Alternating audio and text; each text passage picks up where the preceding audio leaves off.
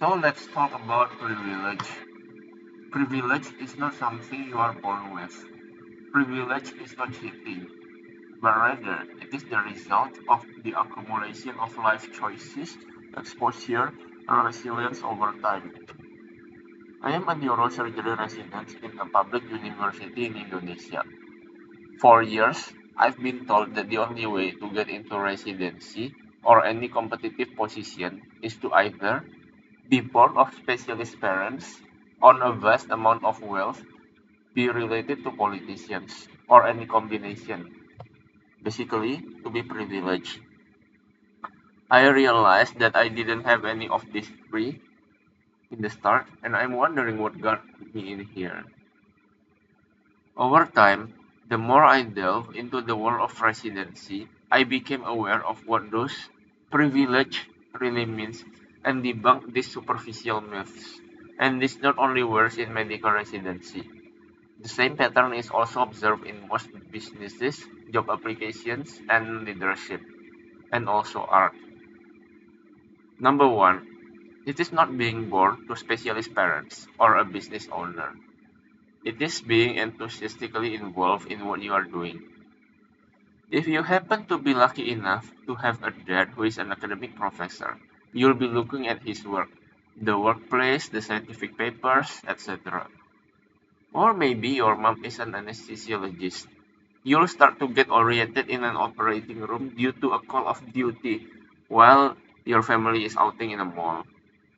This amazement will, in turn, inspire you to follow that walk of life, and you will begin to see people who are doing similar things, and do your best to study or practice. In time, you'll also be acquainted with them and grow a name in that field, which builds a solid background check when you are interviewed. Number two, it is not wealth that lands you a job. Rather, it is a demonstration that you are willing to invest and you are capable of managing your finances. Before you ask, this has nothing to do about bribing your potential employers. However, being financially stable shows that during college and early working age, you have already have developed a plan for your future life. By doing so, you are aware that prices inflate and over time you have to invest to survive. In addition, you also have to buy luxury for greater good. Remember, this is not a skill that many people have. Number three, it is not being related to politicians. Instead, being able to connect with people, both great and marginalized alike, is the key.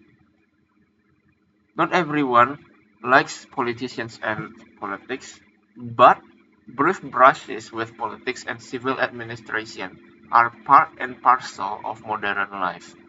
Being able to connect with powerful people and you can take advantage of it. For example, getting a recommendation letter from a local mayor requires you to understand the flow of paperwork and how bureaucracy works. Another situation requires you to show compassion with those who are less lucky in their endeavors by giving them food packages or free medical care. These folks aren't necessarily poor, but might have made bad decisions which are difficult to turn around. In the end, privilege isn't inherited, it's accumulated, not from shortcuts, but from sustained engagement with your field, your finances, and your fellow humans. Thank you for listening and see you in the next video.